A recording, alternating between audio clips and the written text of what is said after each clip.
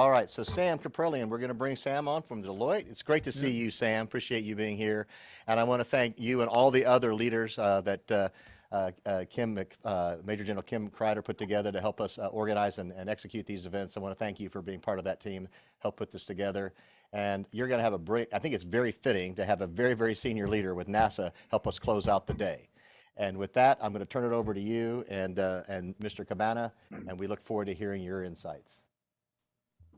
Well, thank you. And thank you to all the organizers of America's Future Series, all the fantastic speakers we've heard over the last couple of days. And most of all, thank you, Bob, our NASA Associate Administrator, for joining me on this final fireside chat of this wonderful event.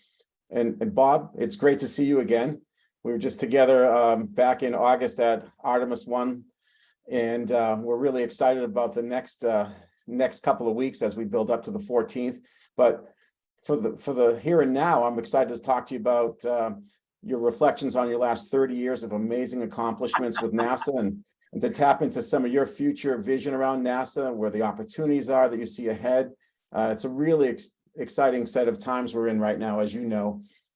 Times are changing, technology faster than ever, more interest in space at an all-time high across dozens of nations and industries, a new space ecosystem that's vastly different than 5 to 7 years ago. So much to talk about. I'm very excited. Thank you for joining us. Absolutely, my pleasure, Sam. You just gave my talk for me. I don't have to say anything. You covered it all in that gamut. No, it's great to be with you, and I'm really excited about sharing all the neat things that are going on at NASA. I am passionate about this. Great. Well, let's get into it. We're starting to see some amazing images and science being made possible by the James Webb Telescope. Lots of exciting live stream and asteroid redirection. Very exciting times. James Webb, Sam, it's absolutely amazing. First off, I remember seeing it out at the Northrop Grumman facility before it was packaged up and shipped down to French Guiana. And that was back during COVID. Didn't get a chance to go down to the launch for a number of reasons, but I watched on TV with the administrator that Christmas morning. What an amazing Christmas gift to have that beautiful launch on that Ariane 5, perfect. And then to have everything deploy, you know, that was unbelievably complex, the deployment of that facility. And then everything worked. And the pictures that have come back, I got to see them a little bit ahead of time.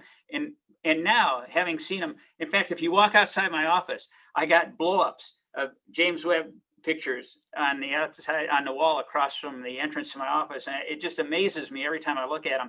You know, one of my favorite pictures back prior to James Webb was the Hubble Deep Field. And you can go out, everybody knows what the Big Dipper looks like, right? And you stick your hand up like this and look at your little fingernail under the handle of the Big Dipper where there's nothing. And Hubble, in that little area, saw hundreds of galaxies and stars. And James Webb is looking back even further. To put it in perspective, everybody knows what the pillars of creation look like, that fabulous Hubble telescope picture, right? Put that next to the James Webb picture of the pillars, and you look at the background, and not only are the pillars just absolutely more amazing, but there are just hundreds of more stars and galaxies in the James Webb picture than there are in the Hubble picture. It is changing our knowledge of the universe. You know, it's shown that light actually bends.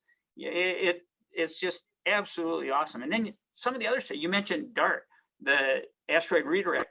How amazing was that? And seeing the pictures, and you know, they expect to change the orbit just a little bit, and it changed it significantly, like, you know, 30 times more than they thought they were going to be able to change it. And then to see what the asteroid was made of, you know, everybody thinks asteroids are, you know, there are different types, right? And it was kind of a loose conglomeration when it impacted all the ejecta that came off it. Just, we continue to learn all the time. Now we got another mission coming up here. It was actually supposed to launch a little earlier, but they had an issue out on the West Coast. But JPSS, it's a Joint Polar Satellite. It's a NASA NOAA project for weather forecasting. That's going to launch here now on the 10th of November. And there's a really cool experiment on it. It's called Lofted. And it's this inflatable decelerator that's going to be tested. And, you know, just really neat technology. We got a launch coming up here on the 6th, and that's going to be out at Wallops, and that's a Northrop Grumman cargo supply mission to the International Space Station. And we do science on the space station too. You know, one of the cool experiments on this is the biofabrication facility. We're actually making, you know, human tissue. In the past, this thing made part of a knee meniscus in space and microgravity. It's made heart cells, and it's going to be going up, learning more about 3D printing of actual human tissue in space. You know, it's so many things that are going on from a science point of view at NASA. It's just, it's truly exciting. I just am absolutely amazed every day. I got to jump ahead. Since I'm talking launches, all right, we got a big one coming, right? We got Artemis. We sure coming. do. We rolled back in, and boy, am I glad we rolled back into the barn when Hurricane Ian. I was looking at the track, and the track of the hurricane went exactly between the launch pad 39A and B. If that rocket would have been out on the pad, it would not have been good. So when we weren't able to launch that last launch period, we couldn't stay out on the pad. We had to roll back into the vehicle assembly building. So 1 minute past midnight on Thursday night, Friday morning, in the middle of the night, we're rolling back out to the launch pad for a launch of Artemis 1 on the 14th of November. And that'll be our first launch attempt in this launch window. It's going to be a night launch. And I don't know how many of you have seen shuttle launches at night, but they were absolutely amazing. They turned nighttime into daylight. Now this rocket, we've gotten kind of used to watching these smaller rockets lift off, and they kind of lift off majestically, not real fast, kind of slow and majestic. Well, think back to what a shuttle launch was with those 3 RS-25s, 3 shuttle main engines, and the 4-segment solid rocket motors. The Space Launch System has 4 of those liquid hydrogen oxygen engines that powered the shuttle, and it's got 5-segment solids. It's just going to get up and go. And I can't wait to see that rocket lift off. Now, this first Artemis flight, it's a test of the Orion capsule around the moon, but not landing on the moon and without a crew. And it's going to go further beyond the moon than we've gone into deep space than ever before in this special orbit around the moon, and then come back. The biggest thing that we're going to get out of this is a test of the heat shield at lunar reentry velocities to ensure that it's safe for crew. But it's a complete check out of the Orion spacecraft prior to flying crew on it. The Artemis 2 mission, the next one up, is going to be with a crew to the moon, but not land on the moon. And then Artemis 3 will be to the moon with a crew and actually land on the moon. And in the meantime, we're working on developing the lander, going out for a procurement on a second competition for another lander also. We're developing new spacesuits. We're going out with a contract for a lunar terrain vehicle. And the goal here is eventually have a habitat on the moon, but we want to be able to learn how to live and operate away from planet Earth, doing it on the moon, learning what we need, eventually going on to Mars. Okay, so it's just an extremely exciting time. And the other part of this is we want to go to the South Pole of the moon. And why do we want to go to the South Pole? Because there's water ice there. And when we find water ice, if it's as we expect, and there's supposed to be tons of it there, that's hydrogen and oxygen, that's fuel and air. We want to be able to utilize the resources on the moon and eventually on Mars when we go there, in situ resource utilization. So we don't have to carry all that stuff with us. So a lot going on in human exploration as we head to the moon and onto Mars. It's just truly an exciting time for NASA and our nation's space program. Fantastic I keep stuff. going, Sam. I got more. I know. Let's talk about, we talked about Artemis and how impressive it is. Let's talk about some of these capabilities, what it means for the future of human exploration around the moon and then Mars. And, what role does Artemis 1 play from a longer term perspective? You touched on our ultimate goal of getting to Mars, learning on the moon, how to live. What technologies do we want to test further? You talked about water and other natural resources. Yeah, and I kind of covered that. I think one of the neat things about as we go back to the moon, we're not going, it's not like Apollo. It's not just NASA doing it by ourselves on a 2 or 3 day camping trip. We're going for an extended period of time. We're learning how to live and operate on the moon for extended periods, but we're doing it in partnership. We're doing it in partnership with industry, and we're doing it in partnership with our international partners. We're going to have the Gateway in orbit around the moon in this NRHO orbit, this near rectilinear halo orbit that allows access anywhere to the lunar surface. So the Orion capsule will dock with Gateway, transfer to the lander, and go to the lunar surface. The Gateway is like a mini space station around the moon. We'll be launching the first elements, the PPE, the power propulsion element, which is solar electric power, and the HALO, Habitability and Logistics Outpost, that's built by Northrop Grumman. Those will be the first elements of the Gateway. And then on the Artemis 4 mission, Artemis 4 is going to be a bigger rocket than Artemis 3. It'll have the enhanced upper stage on it, a greater lifting capability. And we'll launch to the moon and take the European module to the Gateway. But this will continue to grow. It'll have airlock on it. It'll have the docking port for Orion and the lander.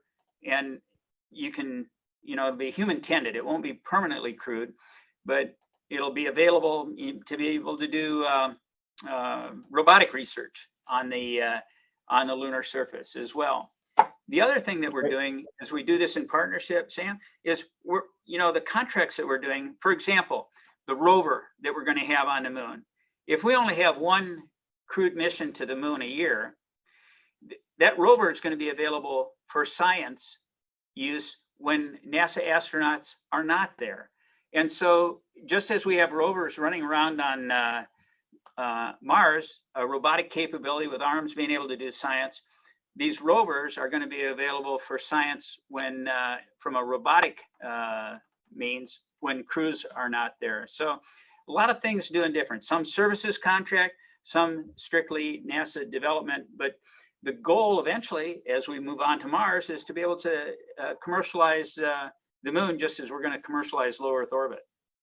Bob, let's touch on that. A lot of our leaders on this call tangle with transformation and changing their organizations, changing behaviors, changing ways of thinking. And when you were at Kennedy as the director and now at headquarters, you've had a passion around changing the organization and transforming the agency overall. And a big part of that has been around commercialization. So can you talk about some of the hurdles that you faced as we looked at that business model when we think about driving more towards commercial providers? And what do you think about from a risk standpoint, from a business standpoint, as we get more towards that model you talked about around commercialization? Sure. So, I mean, first off, I believe it's NASA's goal to set the course for where we're going. NASA leads the way. NASA builds the commercial and industry partnerships, our international partnerships, and sets the path. But we need to decide what is it that NASA does by itself, and what is it that commercial industry is capable of that we can work on together. Change is a fact of life, and I always say the only people that aren't changing are those that are 6 feet under, and they're changing too. They're rotting away. So you gotta embrace change and make it work for you. And you can't get better without change. If you want to improve, you got to have change. Okay, so embrace it and make it work for you. And I think the most important thing is to have a clear vision of where you want to go.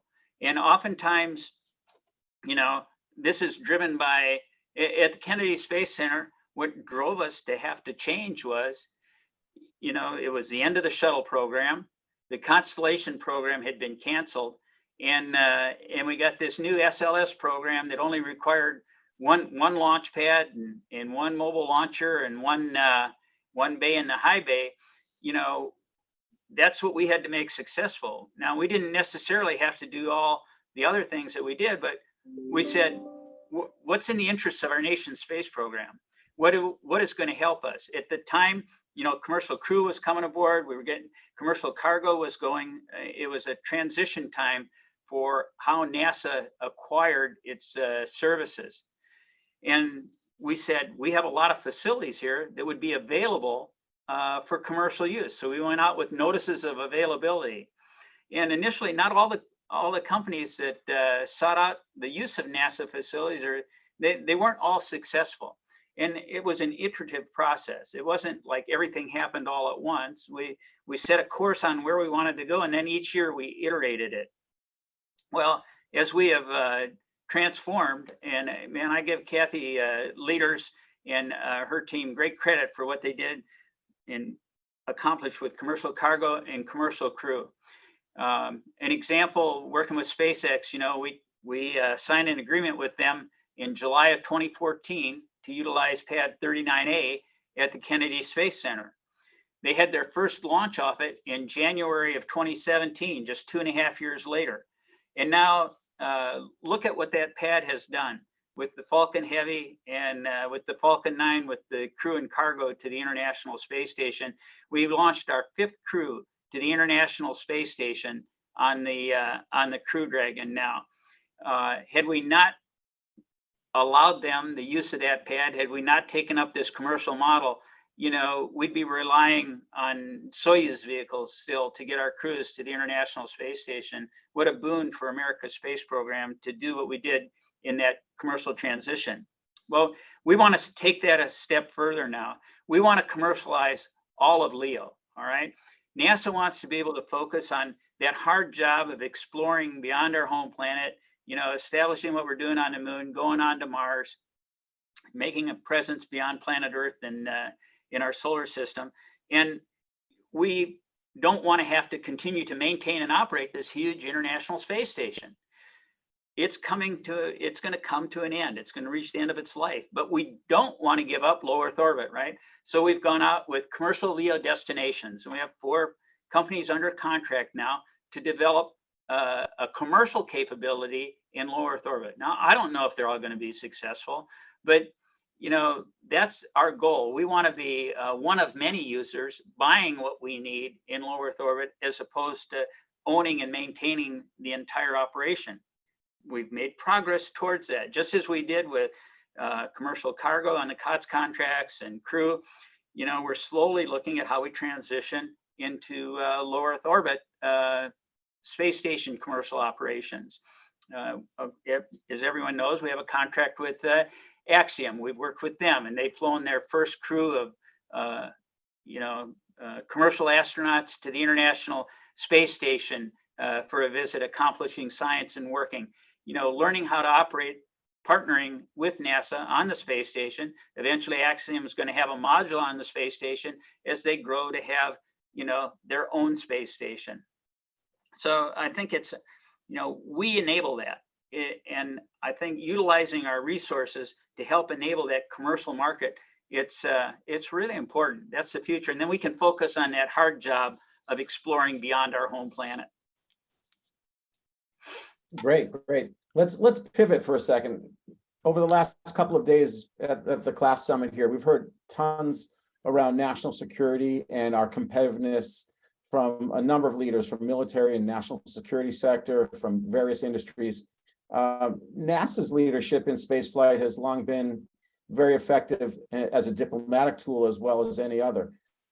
As you look forward, how do you think NASA's programs today will contribute to diplomacy down the road? And how will NASA play from that standpoint? Well, I think, you know, from a diplomacy point of view, there's soft diplomacy. And I think NASA fills a huge role in partnering with our international partners to enable that.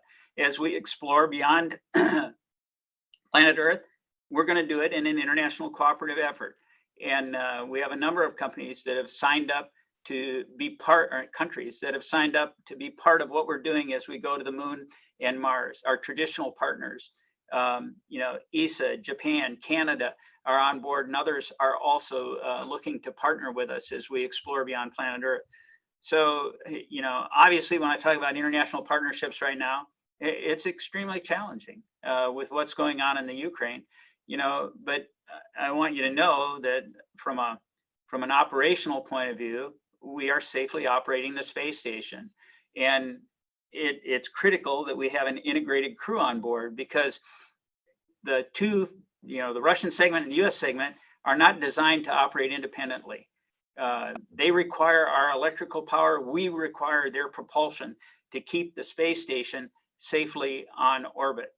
And we want to have an integrated crew. So that's why we're flying a US astronaut on a Soyuz and a Russian cosmonaut on the Crew Dragon, so that if there were an emergency where a crew had to come home, you have somebody that knows how to operate the systems on both sides. You're not stranded with just all, US astronauts or all Russian cosmonauts on the space station. So I can tell you that in spite of all the challenges that we see because of what's going on in the Ukraine, on the International Space Station, we are still working together in a very professional manner. You know a little bit about the ISS. Some on the phone may not know that today's the 22nd anniversary of continuous human presence aboard the station, and that also that together you and Sergei Kapreilian, cosmonaut, you connected the first two modules of the ISS. So fantastic memory and great anniversary that we're remembering today. So it's now our flight was a little earlier than 22 years ago. We actually launched in December of '98. The very first module of the space station launched in November of '98, and that was the Russian FGB, Zarya, which means sunrise in Russian. Then 2 weeks later, we launched with Unity and connected the two and powered everything up and went inside for the first time. But it wasn't until October of 2000 that Bill Shepard, a classmate of mine from the Naval Academy, I also flew my first space flight with Bill on the shuttle. He was a flight engineer. And Sergei Krikalev and Yuri Gudzinko launched to the International Space Station. And since October of 2000, bottom line is anybody that is 22 years old or younger right now in the world has never known a time that there wasn't someone living and working in space. And that's pretty amazing when you consider all the issues that we've had back and forth, that we continue to be able to work together. I think how we work together in space with all our international partners is a great model for how it should be. I look back on my time on orbit, and I am blessed to have gotten to do what I've done in my career. And I always told first-time flyers when I was chief of the astronaut office, when you have a spare minute, stick your nose up to the window and make a memory, all right? Because no picture will do it justice. Do not take a picture, just make a memory. It's like when you go to the Grand Canyon, you look at it and you're just absolutely amazed. And you take a picture and you come home and you say, it wasn't like that. It was so much better. And it's the same being in space. And to look down on the Earth from 250 miles high, and just you see the curvature of the Earth and that thin little hazy line over it. That's our atmosphere. That's all it's protecting us from, that harsh void of space with its ultraviolet radiation and extreme temperatures. And space is just the darkest black void you can imagine on the sunlit side of the Earth. But the Earth, it's just this beautiful blue jewel of a planet. And you don't see, the boundaries between the nations. You just see Earth. And it's people talk about going to the moon and Mars and living on Mars and stuff. They don't realize how harsh the environment is on Mars and what it takes to get there. It is not planet Earth. This is, I looked around. There's no place close by that's as nice as where we are right now. And we need to take care of it. And I think NASA does a pretty good job of that, also monitoring our home planet and keeping folks informed about what's going on. But yeah, it's very special. Bob, let's talk about the future. If you think about, say, 50 years down the road, what do you see our grandchildren or even their children, exploring and enjoying in space? What is space going to be for them? I'm not much of a prognosticator. I probably wouldn't have been right. When I got selected to be an astronaut, I thought we'd be on Mars by now. So we got a lot of work to do, but I do like science fiction, and I don't know how many of you folks out there watch. It's called The Expanse. I think it's on Netflix. It might be on Amazon. I don't know, but Yep. there's 5 seasons of this science fiction, and they got people living on the moon, living on Mars, living in the asteroid belt, and you know, I don't think that's 50 years from now, but I do believe it's our future to establish a living presence beyond on planet Earth. I mean, we are explorers. It's in our DNA. It goes back, you know, from when Columbus crossed the Atlantic, and we continue to explore and break boundaries. And I think we're going to continue to explore in space. And I really hope that we do it in a international cooperative manner, that when we leave planet Earth, it's not from any one nation, but it's in this, you know, people of planet Earth. So we got some work to do, but I believe that, you know, 50 years from now, we will have commercial space stations. You know, I go back to, people ask me, what do I think about these private astronauts? And I think I'm all for it. You know, I'm kind of a history buff, and you look back at aviation, and Orville and Wilbur, December 17th, 1903, they flew 120 feet in 20 seconds. 120 feet isn't even as long as the space shuttle orbiter, right? And aviation just was kind of flat, you know, and it's taken off exponentially, right? We're in space, we're on this flat part of the curve back here. If you think back, you know, through after World War I, they had all the excess airplanes and stuff, and you could pay $5 and go up in a Jenny and see the family farm from 2,000 feet, right? But that's these suborbital flights today. That's Blue Origin going up and coming down and landing. That's kind of like those flights were. You think about aviation, you know, flying the Pan Am Clipper across the Atlantic or in the Pacific. Shoot, that was only the very, very rich that got to do that. Everybody else was, you know, most were on a steamer or steerage on a steamer, you know, going across the Atlantic.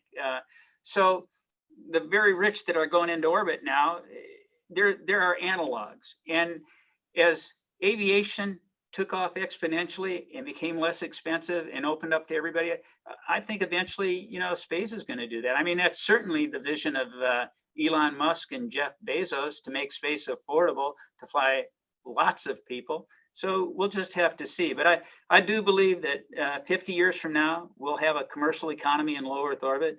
We'll be exploring beyond our home planet. Hopefully we'll be learning about Mars with humans on Mars. And I think that space is going to be open to more people, and hopefully a lot more folks will have the privilege of seeing what I got to see. Fantastic. Bob, you've been a Navy fighter pilot, an astronaut, a shuttle commander. You've flown dozens of different aircraft. Can you tell us what one of your favorites was? You know, that's kind of like, which is my favorite kid? You know, my 3 kids. Honestly, it's my daughter. Everybody knows that girls rate better than boys. But, you know, I think, you know, one of the most fun airplanes that I flew was, you know, and probably the most, I'm trying to think of what the most sophisticated aircraft I flew. I guess the fanciest aircraft I flew was the F-18, but the A4 Skyhawk with the P408 engine in it, it almost had a 1-to-1 thrust ratio. And Heinemann's Hot Rod, here was an aircraft that was designed in the 1950s that was still flying in the 90s and the 2000s. And when I was at Pax River, I was flying the A4 with the P408. And my first flight was in, it was February or March. And they said, now don't overspeed the gear. And I said, you're killing me. It's an A4, you know, not a problem. And I just remember it was a nice cold day. And I took off, you know, full throttle, pull the stick back, and holy mackerel, 225 knots was the gear speed. And it's going to shoot right by it. I pulled the throttle back, pulled the nose up. It had so much performance. And this thing was, you know, the design on it, it was just a simple airplane, but it was so maneuverable. It had a, you know, almost a 360-degree roll rate. And it actually had a backup flight control mode that if all the hydraulics failed, you could disconnect from the hydraulic system. And basically with cables and torque tubes, if you stayed below 220 knots, fly the airplane and get back safely on the ground. But and I'm not a big guy, and the canopy rails were right here. And if I went like that, my head hit the top of the canopy, and the HUD was right there, and it was really like strapping on an airplane. It was fun to fly. And a I'm sure you've got T-38 dozens wasn't of bad stories. either. I miss having that T-38 to jet around the country. That was pretty cool too. Bob, I think we're out of time. This has been such a pleasure. You're a national hero. I want to thank you personally for all your service you've done for us as a nation. And I've really enjoyed our time together. Thank you very much.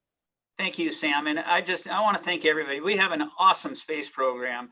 And I think this is just an amazing time for our nation's space program. NASA is going to continue to charge ahead, build those coalitions and lead the way, and go Artemis. Go Artemis.